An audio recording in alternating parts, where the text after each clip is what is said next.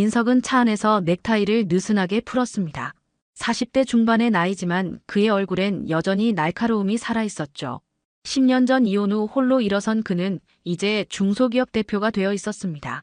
직원 300명을 거느린 회사, 매출은 해마다 우상향을 그렸고요. 주변 사람들은 그를 성공한 사업가라 불렀지만 민석 본인은 그 말이 공허하게 느껴질 때가 많았습니다. 특히 밤이면 더 그랬죠.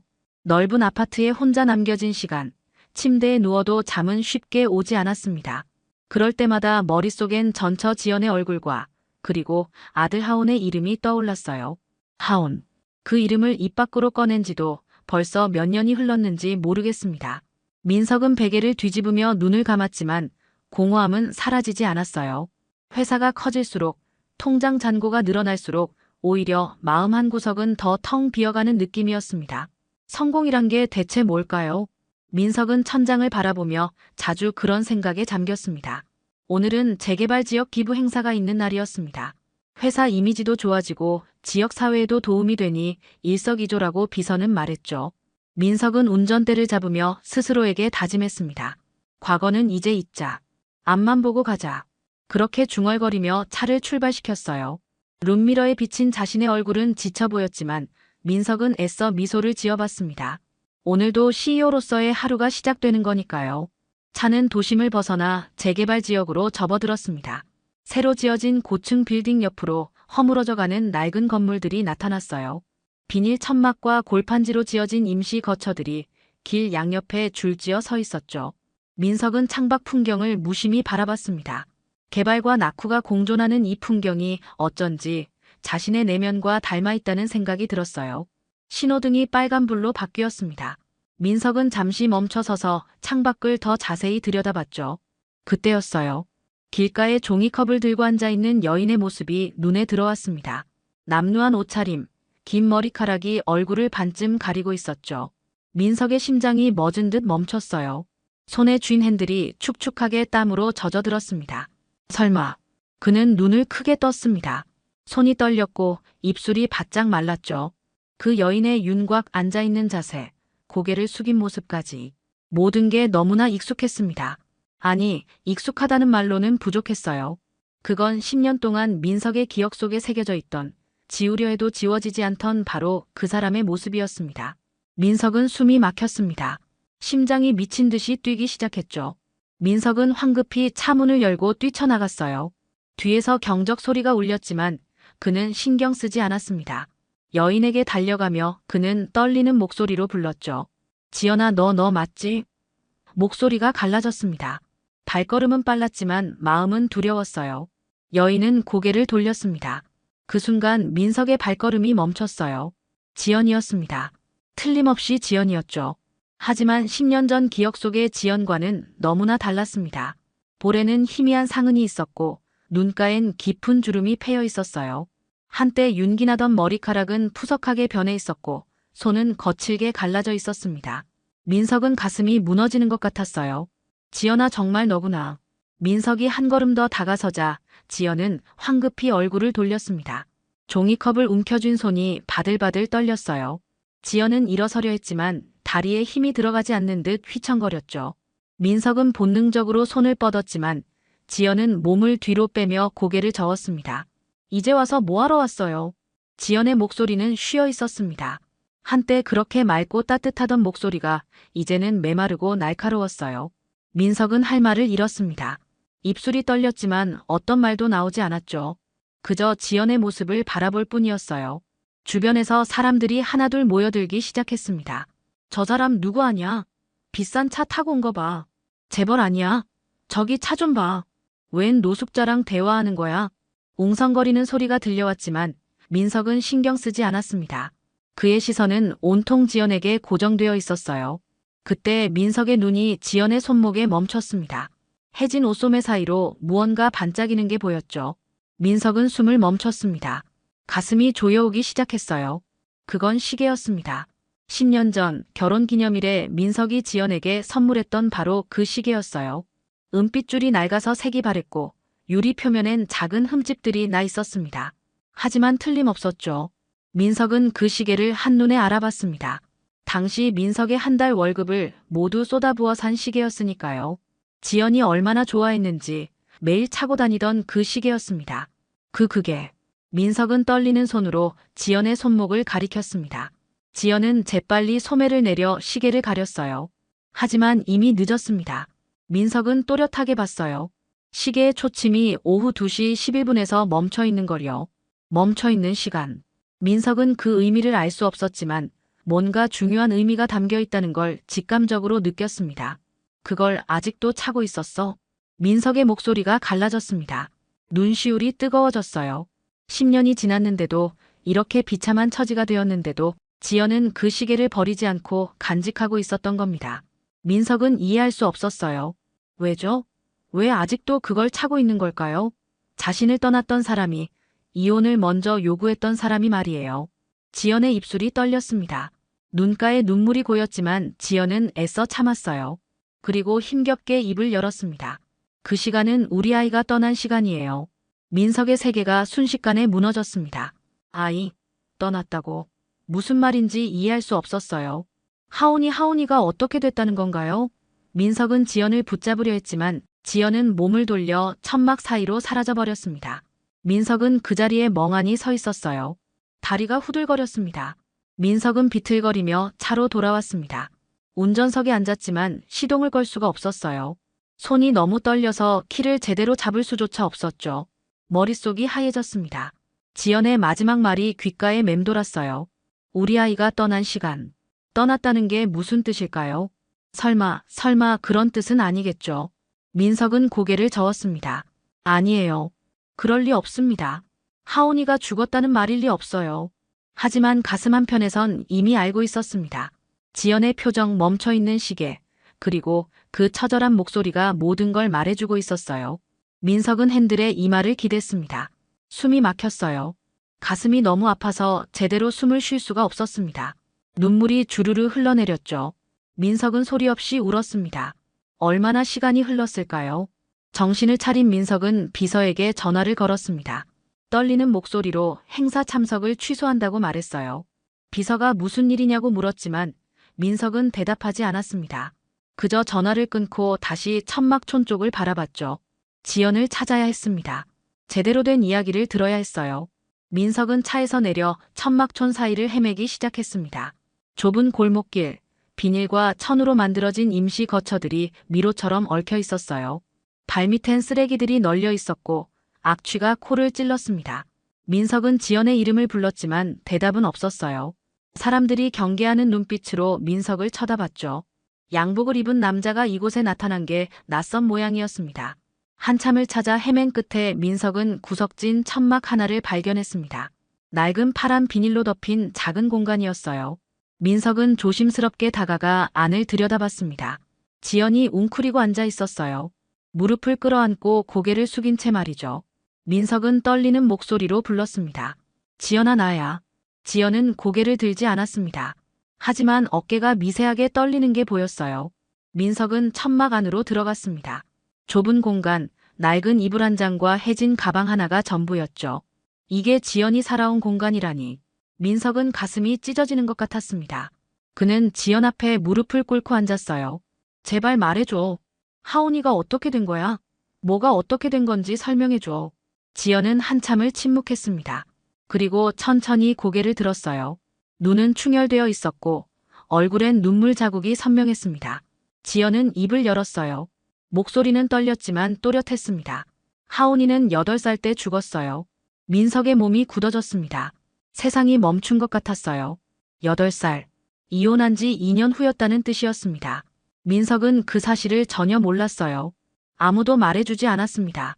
민석은 목이 메어 말이 나오지 않았죠. 그저 지연을 바라볼 뿐이었습니다. 지연은 계속 말했습니다. 하온이는 심장이 안 좋았어요. 희귀한 질환이었죠. 치료비가 어마어마했습니다. 이식 수술을 받아야 했지만 대기자가 너무 많았어요. 저는 당신한테 말하고 싶었어요. 하지만 말할 수 없었습니다. 왜 말 안 했어? 민석이 소리쳤습니다. 목소리가 갈라졌어요. 지연은 고개를 저었습니다. 당신 회사가 막 커지던 때였어요. 시어머니는 당신이 회장님 딸과 재혼하길 바라셨죠. 그게 회사에 도움이 된다고 했습니다. 저는 방해가 되고 싶지 않았어요. 민석은 지연의 말을 듣고 있었지만 믿기지 않았습니다. 시어머니가 그런 압박을 했다고요? 회장가와의 혼처 이야기가 오갔다는 걸요? 민석은 전혀 몰랐습니다. 아무도 그에게 말해주지 않았어요. 아니, 정확히 말하면 민석 자신이 너무 바빴던 겁니다. 회사 일에만 매달려 있었죠. 집안일은 뒷전이었고 지연과의 대화 시간도 점점 줄어들었습니다. 그때 지연이 얼마나 힘들었을지 민석은 상상조차 하지 못했어요. 지연은 떨리는 손으로 소매를 걷어올렸습니다. 시계가 드러났어요. 민석은 그 시계를 다시 한번 자세히 들여다봤습니다. 유리에 금이가 있었고 초침은 확실히 오후 2시 11분에서 멈춰 있었죠. 지연은 시계를 쓰다듬으며 말했습니다. 하온이가 마지막으로 이 시계를 만졌어요. 당신이 이혼할 때 두고 간 이 시계를요. 하온이는 아빠한테 돌려주고 싶다고 했습니다. 아빠 보러 가자고 했죠. 제가 말렸어야 했는데, 제가 붙잡았어야 했는데. 지연의 목소리가 흐느껴 들어갔습니다. 눈물이 뚝뚝 떨어졌어요. 민석은 가슴이 찢어지는 것 같았습니다. 하온이가 자신을 찾아오려 했다니. 아빠 보러 가겠다며 집을 나섰다니. 민석은 그 사실을 몰랐어요. 이혼 후 하온이를 단 한 번도 보지 못했습니다. 면회권도 포기했죠. 깔끔하게 정리하고 싶었으니까요. 그게 서로를 위한 일이라고 생각했습니다. 그날 재개발 현장 근처였어요. 지연의 말이 계속 이어졌습니다. 민석은 숨을 죽이고 들었어요. 하온이는 이 시계를 꼭 쥐고 있었습니다. 횡단보도를 건너려던 순간 트럭이 달려왔어요. 브레이크를 밟았지만 늦었죠. 하온이는 그 자리에서, 지연은 더 이상 말을 잇지 못했습니다. 몸을 떨며 울기 시작했어요. 민석도 눈물을 참을 수 없었습니다. 두 손으로 얼굴을 감싸며 소리 없이 울었죠. 하온이, 그 작은 아이가 아빠를 보러 가다가 그런 끔찍한 일을 당했다니. 민석은 자신을 용서할 수 없었습니다. 한참을 울고 난 뒤 민석은 가까스로 정신을 차렸습니다. 떨리는 목소리로 물었어요. 사고는 어떻게 처리됐어? 지연은 고개를 들었습니다. 눈은 퉁퉁 부어 있었어요. 경찰이 왔고 조사가 있었습니다. 트럭 운전기사는 당신 회사 하청업체 소속이었어요. 현장 CCTV는 고장이었다고 했죠. 공사장 소음 때문에 제대로 작동하지 않았다고요. 결국 무단횡단한 아이의 과실로 정리됐습니다. 민석은 숨이 막혔습니다. 하청업체 소속이라고요? 자신의 회사와 연결된 사람이었다는 건가요? 지연은 계속 말했습니다. 회사 측에서 합의금을 제시했어요. 그리고 비밀 유지 계약서에 서명하라고 했죠. 저는 그 돈이 필요했습니다. 하온이 치료비 빚이 아직 남아 있었고 장례비도 필요했으니까요. 그래서 서명했어요. 이 일을 입 밖에 내지 않기로요. 민석은 온몸이 얼어붙는 것 같았습니다. 비밀 유지 계약이라니, 합의금이라니. 그건 회사가 책임을 회피하기 위한 전형적인 수법이었어요. 민석도 사업하면서 여러 번 봤던 방식이었죠. 하지만 그게 자신의 아들 죽음에 적용됐다는 사실이 믿기지 않았습니다. 당신을 원망도 했어요. 지연이 민석을 바라봤습니다. 하지만 하온이가 그렇게 사랑했던 아빠였으니까요. 당신이 무너지는 걸 보고 싶지 않았습니다. 그래서 참았어요. 이렇게 살아왔습니다. 민석은 그 자리에서 무너졌습니다. 무릎이 꺾이며 바닥에 주저앉았어요. 양손으로 얼굴을 감싸고 목 놓아 울었죠.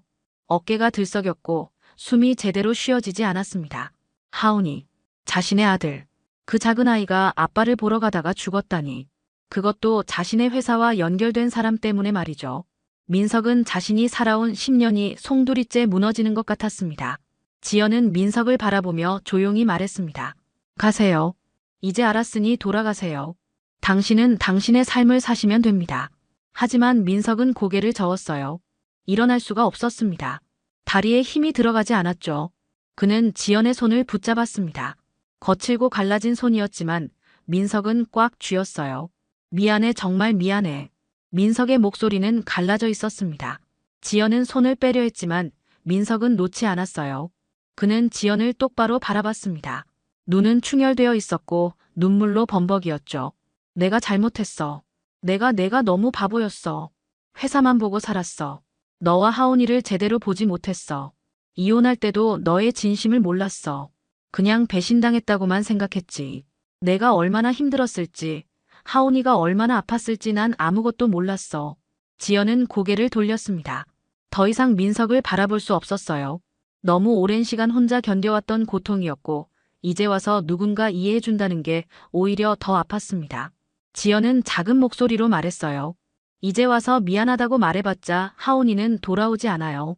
민석은 그 말에 다시 한번 무너졌습니다. 맞는 말이었어요. 아무리 후회해도 아무리 미안해해도 하온이는 돌아오지 않습니다. 이미 늦었죠. 너무 늦었습니다. 민석은 주먹으로 바닥을 쳤어요. 한 번, 두 번, 세 번. 손에서 피가 났지만 아프지 않았습니다. 마음이 너무 아파서 육체의 고통 따위는 느껴지지 않았어요. 한참을 그렇게 있다가 민석은 천천히 일어났습니다. 비틀거리는 걸음으로 천막을 빠져나왔어요. 밖은 어느새 해가 기울고 있었습니다. 민석은 차로 돌아와 운전석에 앉았죠. 그리고 비서에게 전화를 걸었습니다. 목소리는 차가웠고 단호했어요. 지금부터 내가 말하는 걸 정확히 조사해. 10년 전 이 지역 재개발 현장에서 발생한 교통사고건이야. 피해자는 8살 남자아이, 이름은 하온이야. 가해 차량은 우리 하청업체 소속 트럭이었어. 모든 기록을 찾아.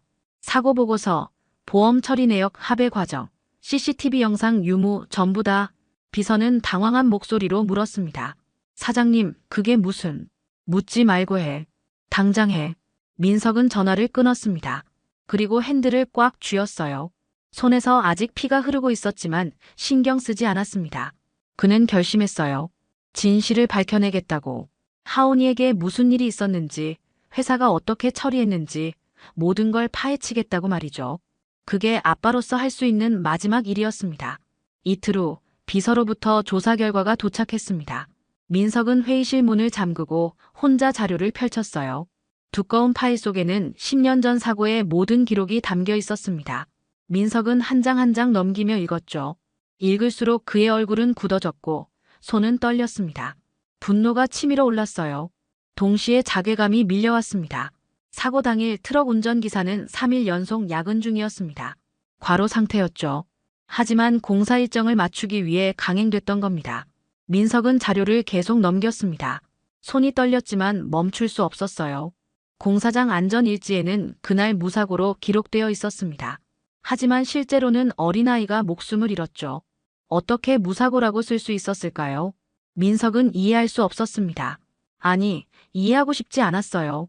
하지만 현실은 냉정했습니다. 회사는 책임을 회피하기 위해 모든 걸 조작했던 겁니다. CCTV 관련 기록도 있었습니다. 사고 당일 현장 CCTV는 분명 작동하고 있었어요. 하지만 사고 이틀 후 저장 장치가 교체됐습니다. 교체 사유는 고장이었죠. 그리고 데이터는 모두 손실됐다고 보고됐습니다. 민석은 이를 악물었어요. 고의적으로 증거를 없앤 게 분명했습니다. 누가 지시했을까요? 당시 현장 책임자는 누구였을까요? 민석은 계속 자료를 뒤졌습니다. 합의 과정 기록도 있었습니다. 회사 측 변호사가 지연을 만났고 합의금과 함께 비밀 유지 계약을 제시했어요.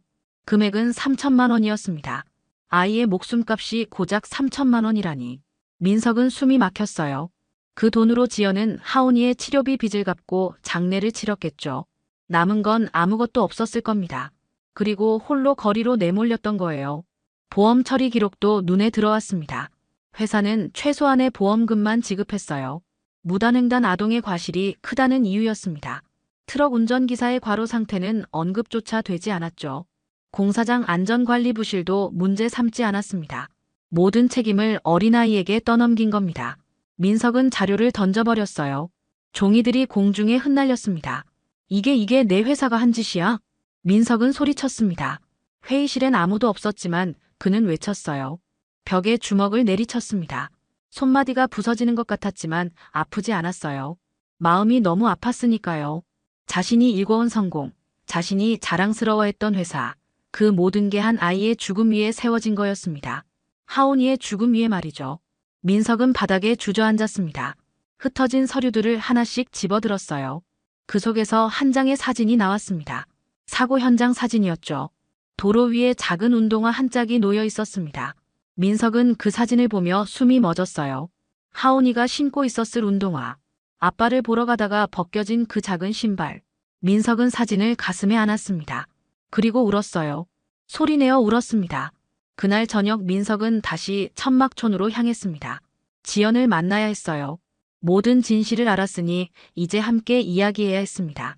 민석은 지연의 천막을 찾았죠. 하지만 천막 안은 비어 있었어요. 지연이 보이지 않았습니다. 민석은 주변 사람들에게 물었습니다. 여기 계시던 여자분 못 보셨어요? 한 노인이 고개를 끄덕였습니다. 아, 그 여자 말이요. 아까 쓰러졌어. 구급차가 데려갔지. 민석의 심장이 멎는 것 같았습니다. 어느 병원이요?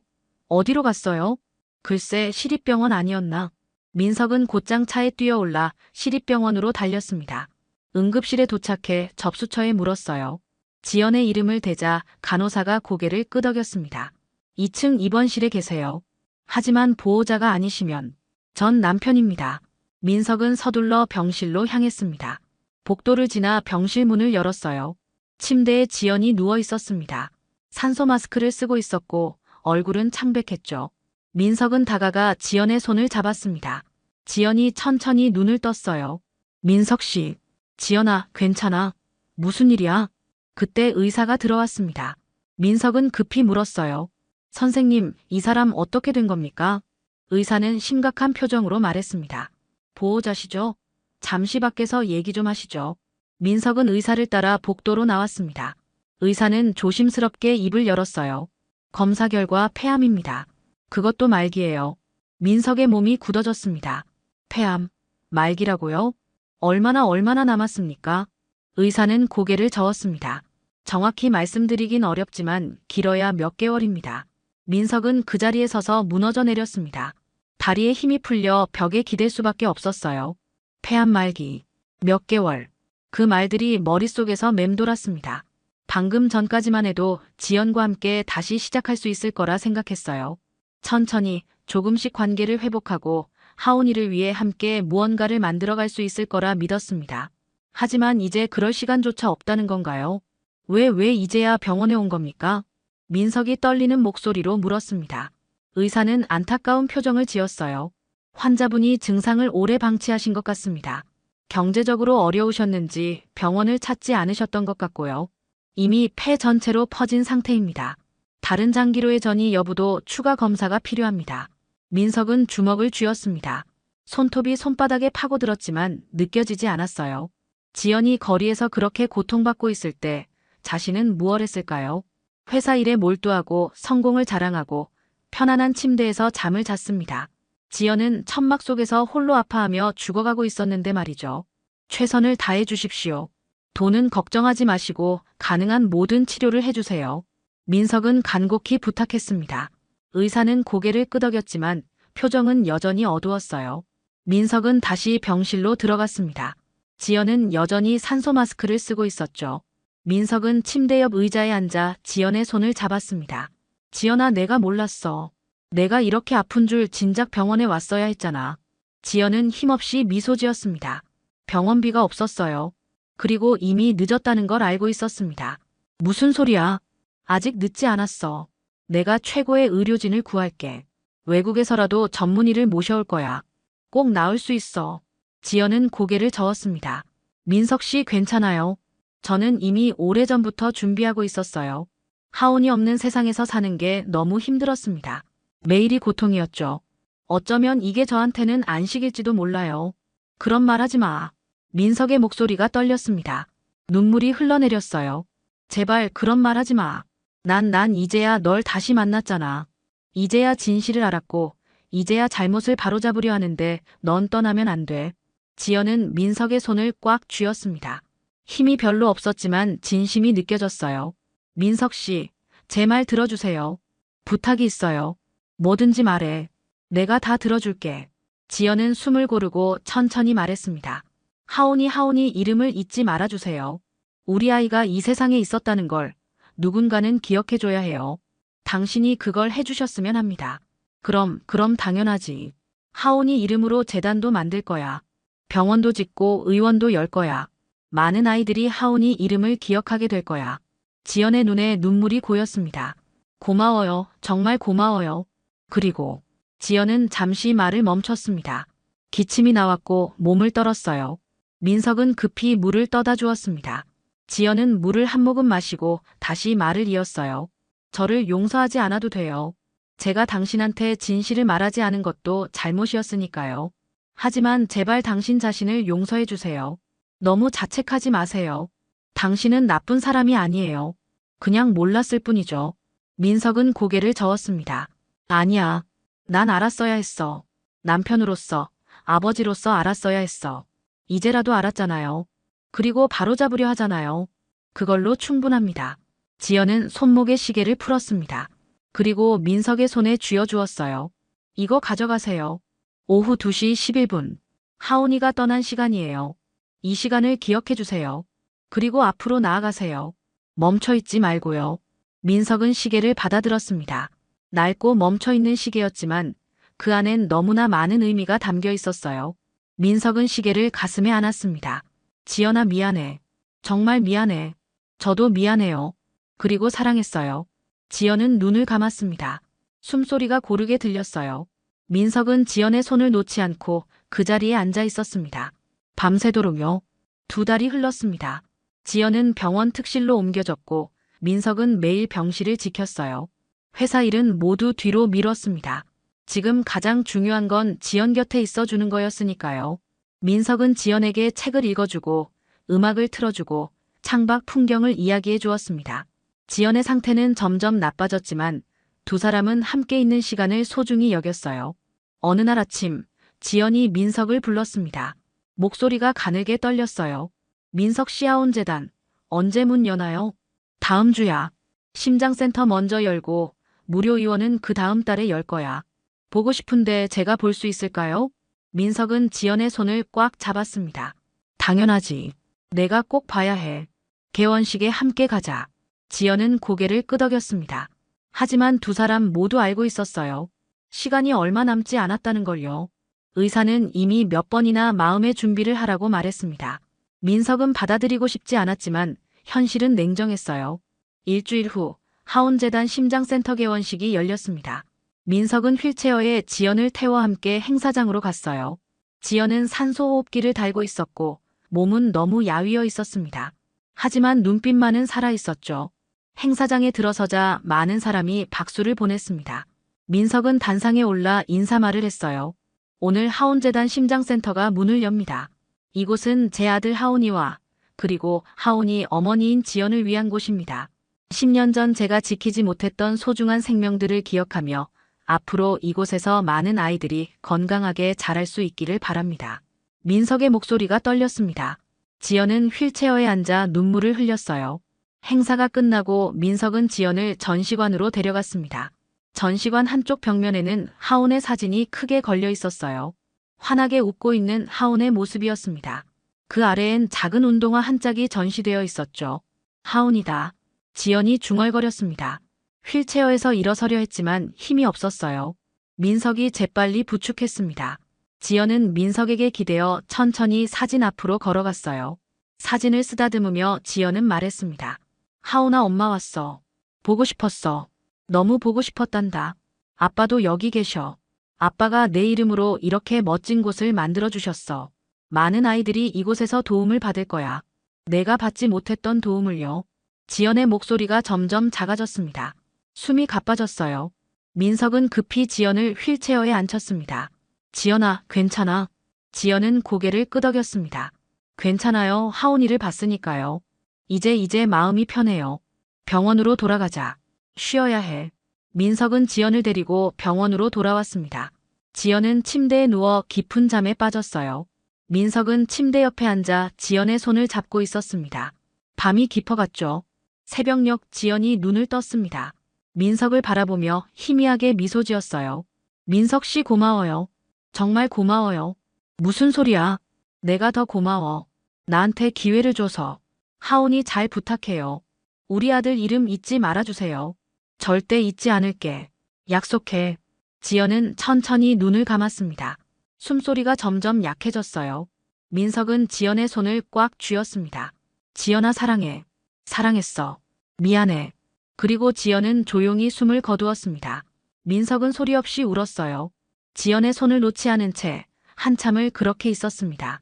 한 달 후 하온재단 무료의원 개원식이 열렸습니다. 민석은 혼자 단상에 섰어요. 손목엔 지연이 남긴 시계를 차고 있었습니다. 오후 2시 11분에 멈춰 있는 그 시계를요. 오늘 하온재단 무료 의원이 문을 엽니다. 이곳은 제 아들 하온이와 아내 지연을 기억하는 곳입니다. 시간은 멈췄지만 책임은 흘러야 합니다. 저는 앞으로 이곳에서 많은 생명을 지키는 일에 헌신하겠습니다. 그게 제가 할 수 있는 마지막 속죄입니다. 민석은 전시관으로 걸어갔습니다. 하온의 사진 옆에 지연의 사진도 나란히 걸려 있었어요. 두 사람 모두 환하게 웃고 있었습니다. 민석은 두 사진 앞에 섰어요. 그리고 조용히 말했습니다. 하온아, 지연아, 아빠가 약속 지킬게. 너희 이름으로 너희가 꿈꿨던 세상을 만들어 갈게. 시간은 멈췄지만 난 멈추지 않을 거야. 계속 앞으로 나아갈 거야. 민석은 손목에 시계를 내려다봤습니다. 오후 2시 11분. 영원히 멈춰 있는 그 시간. 하지만 민석의 발걸음은 멈추지 않았어요. 그는 전시관을 나와 의원으로 향했습니다. 오늘도 도움이 필요한 아이들이 기다리고 있었으니까요. 민석은 걸으며 생각했습니다. 이게 속죄의 길이구나. 평생 걸어야 할 길이구나. 그리고 그 길 끝에서 언젠가 하온이와 지연을 다시 만날 수 있기를 바랐습니다.